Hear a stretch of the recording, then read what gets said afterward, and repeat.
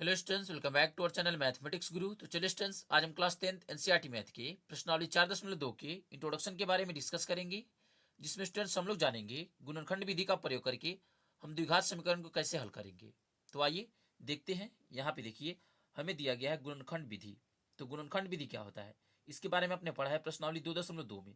आपने बहुपद चैप्टर में देखा था, आप वहाँ पे शून्यक निकालते थे इसी का प्रयोग करके। ठीक है, हम इसी का प्रयोग करके शून्यक निकालते थे और इसी का प्रयोग करके हमें मूल निकालना है इस चैप्टर में। देखिए, यहाँ पे दिया गया द्विघात समीकरण। तो द्विघात समीकरण क्या होता है, देखिए सबसे पहले ये है मेरा द्विघात a x square plus b x plus c, ये होता है द्विघात बहुपद। और अगर इसके बराबर में आप जीरो रख देंगे यहाँ पे, तो ये हो जाएगा द्विघात समीकरण। इसके बारे में मैंने आपको बता रखा है प्रश्नावली 4.1 में। देखिए, हमें द्विघात समीकरण का हल ज्ञात करना है। तो देखिए, जब भी आपको हल कहा जाए, इसका मतलब है एक्स का वैल्यू आपको ज्ञात करना है। हल कहा जाए इसका मतलब क्या है कि एक्स का वैल्यू ज्ञात करना है। उसी तरह अगर आपको शून्य कह दिया जाए या फिर हल कह दिया जाए या फिर मूल कह दिया जाए, इन तीनों का मतलब है हमें एक्स का वैल्यू ज्ञात करना है। ठीक है, इन तीनों का मतलब है कि हमें एक्स का वैल्यू ज्ञात करना है। जैसा कि आपने देखा था प्रश्नावली 2.2 में, आपको वहां पे दिया जाता था शून्यक निकालने के लिए, तो आप वहां पे निकालते थे एक्स का वैल्यू। उसी तरह चैप्टर नंबर 3 में आपने देखा था, वहां पे आप हल प्राप्त करते थे। हल मतलब क्या होता था, एक्स का वैल्यू। अब इस चैप्टर में हमें मूल ज्ञात करना है। मूल मतलब होता है एक्स का वैल्यू। इन सभी का मतलब होता है हमें एक्स का वैल्यू ज्ञात करना है। ठीक है, तो आपको हल कहा जाए या फिर मूल कहा जाए या फिर शून्य कहा जाए, आपको समझना है कि आपको एक्स का वैल्यू ज्ञात करना है। ठीक है, यहाँ पे देखिए, ये इसका स्टैंडर्ड फॉर्म, द्विघात समीकरण का ये स्टैंडर्ड फॉर्म है।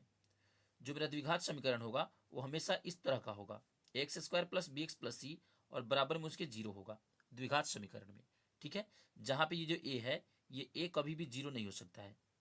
अगर ये ए जीरो हो गया तो फिर ये मेरा द्विघात समीकरण नहीं रह जाएगा। ठीक है, तो ए मेरा कभी भी जीरो नहीं हो सकता है। और यहाँ पे ए बी और सी ये मेरा रियल नंबर है। ठीक है, ए बी और सी रियल नंबर है। आप यहाँ पे कोई भी अचर पद रख सकते हैं। चलिए देखिए, इसका अधिकतम घात क्या है, दो है। यहाँ पे आप देख सकते हैं इसका अधिकतम घात दो है, तो इसका अधिक से अधिक दो शून्यक होगा, या फिर दो मूल होगा, या फिर दो हल होगा।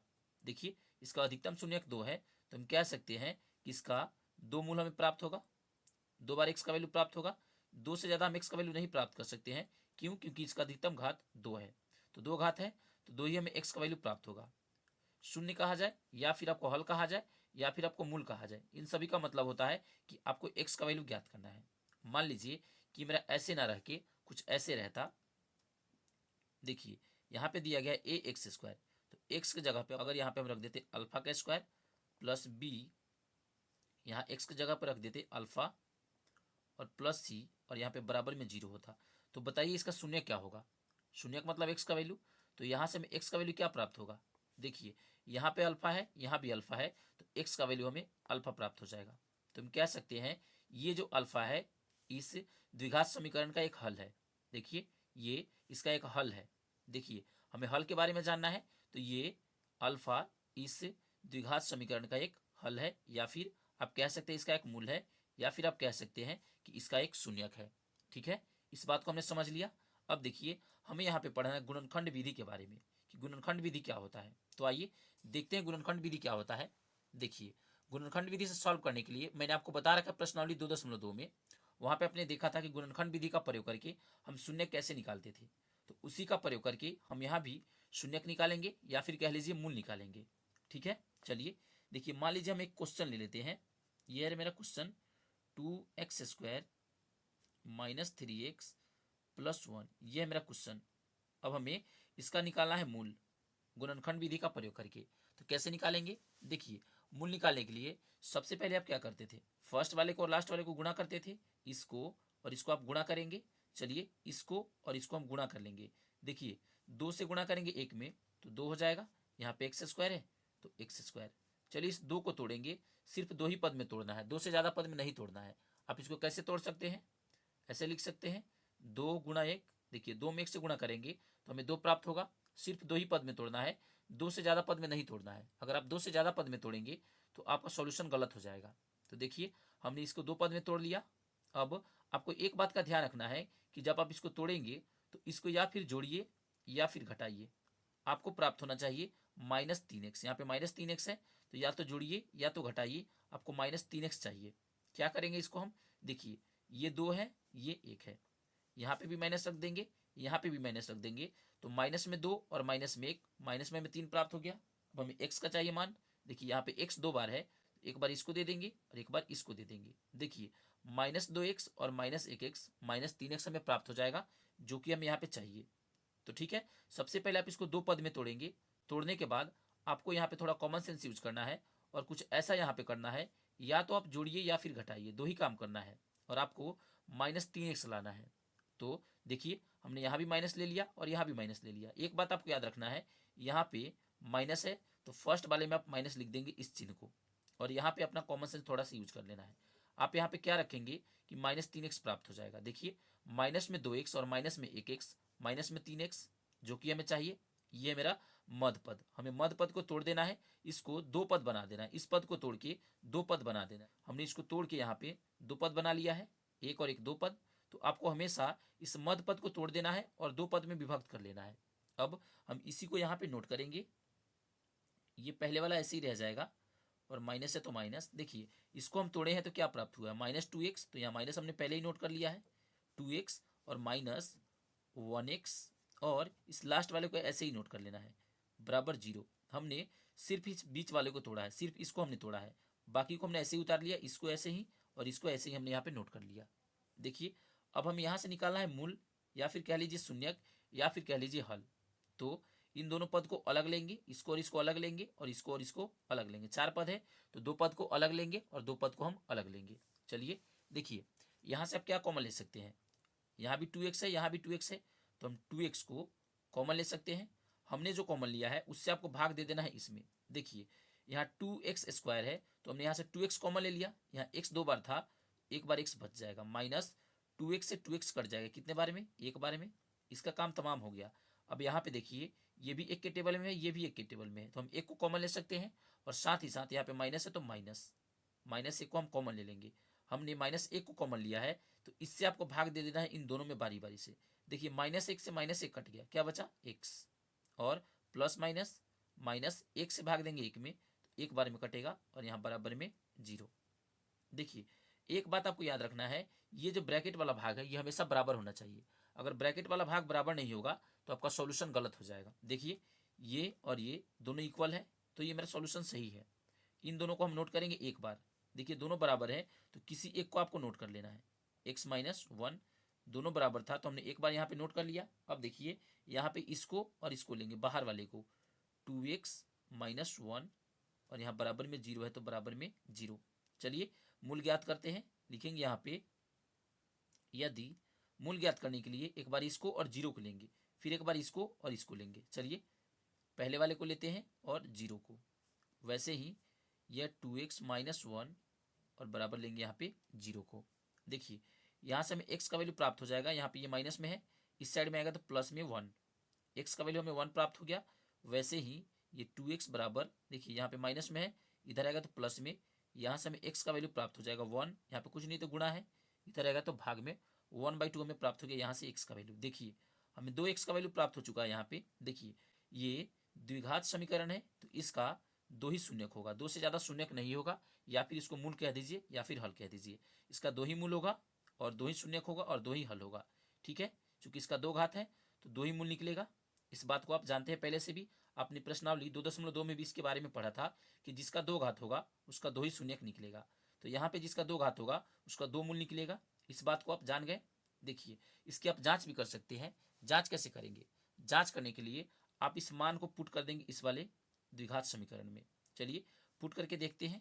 यहाँ पे ये द्विघात समीकरण है 2x² - 3x + 1 बराबर 0। यहाँ पे आप देख सकते हैं ऊपर, ये मेरा द्विघात समीकरण, ये वाला। इसमें मान को पुट करेंगे, पहले एक को देखते हैं कि हमने जो सॉल्यूशन किया है वो मेरा सही है या नहीं है। हम इसकी जांच कर रहे हैं। तो जांच करने के लिए पहले आप 1 रखेंगे, यहाँ पे x का मान 1 आया है तो x की जगह पे आप रखेंगे 1, यहाँ पे x है तो यहाँ पे 1 रखेंगे, और इसका स्क्वायर -3, यहाँ पे कुछ नहीं तो गुणा, x का वैल्यू हमें 1 रखना है, और +1 बराबर 0। ये हो जाएगा 2, 1 का स्क्वायर क्या होता है 1, तो यहाँ लिख देंगे 1, यहाँ कुछ नहीं तो गुणा है, माइनस इन दोनों को गुणा करेंगे 3 प्लस 1 बराबर यहाँ पे 0। देखिए 2 में 1 से गुणा करेंगे 2 माइनस 3 प्लस 1 बराबर 0। ये देखिए ये प्लस में 2 है और प्लस में 1, प्लस में 3 हो गया और यहाँ माइनस में 3 है और बराबर इधर 0। देखिए ये और ये घटेगा तो हमें 0 प्राप्त हो जाएगा, जो कि हमें चाहिए। दोनों तरफ इक्वल होना चाहिए। देखिए 3 में से 3 घटेगा 0 और बराबर इधर भी 0। देखिए LHS बराबर RHS हो गया, दोनों तरफ बराबर आ गया। तो हम कह सकते हैं कि ये मेरा सॉल्यूशन सही है, हमने जो ये मान निकाला है वो मेरा बिल्कुल सही है। उसी तरह आप इसको भी रख सकते हैं, इसमें ये भी आप रखेंगे तो यहाँ पे आपको दोनों तरफ 0 प्राप्त हो जाएगा। ठीक है, इस बात को आप जानते हैं पहले से भी। इसको आप यहाँ पे पुट करेंगे तो दोनों तरफ 0 प्राप्त हो जाएगा, LHS बराबर RHS हो जाएगा। जैसा कि आपने चैप्टर नंबर 3 में पढ़ा था, दोनों तरफ इक्वल आता था, LHS बराबर RHS। समीकरण में हमेशा LHS बराबर RHS आएगा। तो ये द्विघात समीकरण है तो दोनों तरफ बराबर आएगा, LHS बराबर RHS। देखिए हमने सॉल्यूशन निकाला है तो हमें LHS बराबर RHS प्राप्त हो चुका है। ठीक है, तो स्टूडेंट्स ऐसे ही आप इसकी जांच कर सकते हैं। अब आइए स्टूडेंट्स एक क्वेश्चन हम अपने चैप्टर से लेंगे और समझने की कोशिश करेंगे कि हम चैप्टर में क्वेश्चंस को कैसे सॉल्व करेंगे। यहाँ पे देखिए, मान लीजिए कि हम इस क्वेश्चन को ले लेते हैं। देखिए यहाँ पे हमें ये क्वेश्चन दिया गया है, ये वाला, ऐसी दो संख्याएं ज्ञात कीजिए। हमें ऐसी दो संख्याएं ज्ञात करनी है जिनका योग 27 हो और गुणनफल 182 हो। देखिए हमें ऐसी दो संख्याएं ज्ञात करनी है जिनका योग 27 और गुणनफल 182 हो। आइए इसको साइड में रखते हैं और देखिए इसको हम सॉल्व करेंगे। क्वेश्चन में कहा जा रहा है ऐसी दो संख्याएं ज्ञात कीजिए जिसका योग 27 हो और गुणनफल 182 हो। तो हमें पता नहीं है कि दोनों संख्या क्या है, तो आइए हम फर्स्ट संख्या को मानेंगे x। हमें पता नहीं है कि पहला संख्या क्या है, तो हम पहले संख्या के x मानेंगे और दूसरा संख्या को मानेंगे y और बराबर यहाँ 27। ऐसा क्यों हो गया? क्योंकि क्वेश्चन में कह रहा है दो संख्याओं का योग, मतलब दो संख्याओं को हम जोड़ेंगे तो हमें 27 प्राप्त होगा। ये क्वेश्चन में कह रहा है दो संख्या में ज्ञात करना है जिनका हम योग करेंगे। तो देखिए मान लीजिए कि वो दो संख्या है x और y और इसका योग हम करेंगे तो हमें 27 प्राप्त होगा। ये क्वेश्चन में दिया गया है, इसको आप इक्वेशन फर्स्ट मान सकते हैं। उसी तरह कह रहा है उन दोनों संख्याओं का गुणनफल, तो हमने इसको x माना है, इसको हमने y माना है। इन दोनों का गुणनफल क्वेश्चन में दिया गया है 182 है। देखिए आप यहाँ से मान ज्ञात कर सकते हैं या तो x का या फिर y का। तो चलिए x बराबर लिखेंगे 182 और यहाँ पे देखिए गुणा में है, इधर आएगा तो भाग में हो जाएगा y। देखिए यहाँ से हमें x का वैल्यू प्राप्त हो गया। आप इस वैल्यू को डायरेक्टली यहाँ पे पुट कर सकते हैं, यहाँ से आपको प्राप्त हो जाएगा y का वैल्यू। फिर आप यहाँ से निकाल सकते हैं इन दोनों का वैल्यू। एक तो ये वाला विधि है, आप ऐसे सॉल्व कर सकते हैं, या फिर इसको सॉल्व करने का एक और तरीका है। चलिए देखते हैं एक और तरीका मेरा क्या हो सकता है। या लिखेंगे या ये मेरा दूसरा मेथड है। देखिए क्वेश्चन में कह रहा है ऐसी दो संख्याएं ज्ञात कीजिए जिनका योग 27 हो। हमें ऐसी दो संख्याएं ज्ञात करनी है जिनको हम जोड़े तो हमें 27 प्राप्त हो। तो हमें दोनों संख्या पता नहीं है तो हम फर्स्ट संख्या को मान लेंगे x और प्लस सेकेंड संख्या हमें पता नहीं है और दोनों को जोड़ेंगे तो हमें 27 प्राप्त होगा। देखिए ये भी संख्या हमें पता नहीं है, ये भी हमें पता नहीं है, इन दोनों को हम जोड़ेंगे तो हमें 27 प्राप्त होगा। ठीक है, मान लीजिए कि पहले वाला संख्या x है तो ये वाला क्या हो जाएगा, ये हमें ज्ञात करना पड़ेगा। ये क्या होगा, कैसे ज्ञात करेंगे? देखिए जो भी ज्ञात करना पड़ेगा उसको आप यहीं पे छोड़ देंगे। ये हमें ज्ञात करना है, इसको हमने यहीं पे छोड़ दिया। ये 27 है तो 27। देखिए यहाँ पे ये प्लस में है, बराबर के इधर आएगा तो माइनस में x। तो देखिए दूसरी संख्या हो जाएगी 27 माइनस x। नहीं समझे? आइए एक बार और देखते हैं। देखिए मान लीजिए क्वेश्चन में कह रहा है कि ऐसी दो संख्याएं ज्ञात कीजिए। मान लीजिए कि हमें दो संख्या पता नहीं है, हमने दो संख्या यहाँ पे नोट कर लिया। ऐसी दो संख्या हमें ज्ञात करनी है जिनका योग, इन दोनों संख्याओं का योग 2700, इन दोनों संख्याओं का योग 2700। तो अगर हम कह दें कि पहली संख्या 10 है, अगर हम आपको बता दें कि पहले वाला संख्या 10 होगा तो दूसरा वाला क्या होगा, कैसे पता करेंगे? देखिए ये हमें पता नहीं है तो उसके लिए ये मेरा यहीं पे रह जाएगा, 27 भी ऐसे ही रह जाएगा। यहाँ पे ये प्लस में है, इधर भेजेंगे तो माइनस में। देखिए यहाँ से हमें प्राप्त हो जाएगा 17। तो हम कह सकते हैं कि दूसरी संख्या हमारी क्या हो जाएगी, 17 हो जाएगी। ठीक है, तो हमारी दूसरी संख्या क्या हुई, 17 हो गई। यहाँ से आप देख सकते हैं ये मेरा दूसरी संख्या है 17। तो उसी तरह हमें दोनों संख्या पता नहीं है तो हमने पहले संख्या को मान लिया x, तो दूसरी संख्या हमें ज्ञात करनी है तो हम इसको इस साइड में भेज देंगे। तो देखिए ये मेरा दूसरी संख्या हो गई। तो हम पहले संख्या को मान सकते हैं x और दूसरी संख्या को मान सकते हैं 27 माइनस x। आप ऐसे भी सॉल्व कर सकते हैं। एक तो आप ऐसे सॉल्व कर सकते हैं, पहले संख्या को x मान के और दूसरे संख्या को 27 माइनस x मान के बना सकते हैं। और एक आप क्या कर सकते हैं, एक आप ऐसे बना सकते हैं। क्वेश्चन में कह रहा है ऐसी दो संख्याएं ज्ञात कीजिए। जिनका योग 27 हो। तो देखिए हमने दो संख्या मान लिया x और y, और योग कह रहा है तो योग कर देंगे, और 27 कह रहा है तो 27। ये मेरा इक्वेशन फर्स्ट हो गया। फिर कह रहा है दोनों संख्याओं का गुणनफल 182 हो। तो ये देखिए हमने दोनों संख्याओं को मान लिया x और y, और दोनों का गुणनफल कह रहा है 182, तो यहाँ गुणा कर देंगे, और 182 है तो 182। यहाँ से आप किसी को भी इस साइड में भेज सकते हैं, किसी को भी आप यहाँ पे भेज सकते हैं, ठीक है। मान लीजिए कि हम यहाँ से इस y को इधर भेज लेते हैं, यहाँ पे ये गुणा में है, इधर आएगा तो भाग में हो जाएगा, तो हमें x का वैल्यू प्राप्त हो जाएगा 182/y। और इस मान को, ये जो मेरा x का वैल्यू प्राप्त हुआ है, ये x का वैल्यू है, इसको आप पुट कर लेंगे समीकरण 1 में, आपको यहाँ से वैल्यू प्राप्त हो जाएगा, ठीक है। आपको दोनों संख्याएं पता हो जाएंगी कि यहाँ पे कौन कौन सा संख्या आएगा, जिसको हम जोड़ेंगे तो 27 आएगा। मान लीजिए हम आपको हिंट दे देते हैं। देखिए कह रहा है दो ऐसी संख्याएं ज्ञात कीजिए जिसका योग 27 हो। देखिए हम क्या क्या जोड़ेंगे कि हमें 27 प्राप्त हो जाएगा। या तो आप यहाँ पे रख देंगे 14, यहाँ पे रख देंगे 13, इन दोनों को जोड़ेंगे तो 27 प्राप्त हो जाएगा। या तो ये आ सकता है, या फिर ऐसे भी हो सकता है 13 इधर आ जाए और 14 मेरा इधर आ जाए, फिर इन दोनों को जोड़ेंगे तो हमें 27 ही प्राप्त होगा, ठीक है। मान लीजिए, या फिर ऐसे भी हो सकता है यहाँ पे 10 आ जाए और यहाँ पे 17 आ जाए, इन दोनों को जोड़ेंगे तो 27 प्राप्त होगा। लेकिन हमें पता नहीं है कि पहली संख्या क्या है और दूसरी संख्या क्या है, ये हमें ज्ञात करनी है। तो आप या तो इस पे रख के ज्ञात कर सकते हैं फर्स्ट विधि से, या फिर इस सेकेंड विधि से भी रख के आप ज्ञात कर सकते हैं। देखिए इस विधि के बारे में हम अभी डिस्कस नहीं करेंगे। देखिए ये मैंने सिर्फ आपको समझाया है। जब भी हम क्वेश्चन को सॉल्व करेंगे अपने प्रश्नावली 4.2 में, तो हम इसका प्रयोग करेंगे क्वेश्चन को सॉल्व करने के लिए, ऐसे सॉल्व करेंगे ताकि आपको ज़्यादा समझ आए बेटर वे में। ऐसे भी सॉल्व हो सकता है, लेकिन बहुत सारे क्वेश्चन होंगे जो ऐसे नहीं सॉल्व होंगे, तो हम ऐसे सॉल्व करेंगे, ठीक है। आप इसका भी प्रयोग करके क्वेश्चन को सॉल्व कर सकते हैं, और इसका भी प्रयोग करके सॉल्व कर सकते हैं। आप x और y दोनों मान के सॉल्व कर सकते हैं। जैसे मान लीजिए कि आपको दे दिया जाए ये आयत, और आपको कह दिया जाए a और ये ज्ञात करने के लिए, और ये आपको दे दिया जाए 200 मीटर स्क्वायर, तो कैसे ज्ञात करेंगे। x और y है, अगर आपको हिंट दे दिया जाए ये जो लंबाई है ये चौड़ाई के 2 गुना से 1 अधिक है, तो फिर आप जब इसको रखेंगे यहाँ पे मान, तो फिर ये जो x का मान है इतना ही प्राप्त हो जाएगा इस साइड में, 2y+1 आ जाएगा। इसके बारे में मैंने आपको बता रखा है प्रश्नावली 4.1 के इंट्रोडक्शन में, ठीक है। तो आप वैसे भी सॉल्व कर सकते हैं और ऐसे भी सॉल्व कर सकते हैं, ठीक है स्टूडेंट्स। हमारे पास सॉल्व करने के लिए दो तरीका है, या तो आप x और y मान के बना सकते हैं, या फिर आप x मान के बना सकते हैं और 27 - x मान के बना सकते हैं। जो भी क्वेश्चन होंगे प्रश्नावली 4.2 में, सभी को आप ऐसे सॉल्व कर सकते हैं। सभी को x और y मान के भी बना सकते हैं, और डायरेक्टली ऐसे भी मान के आप बना सकते हैं।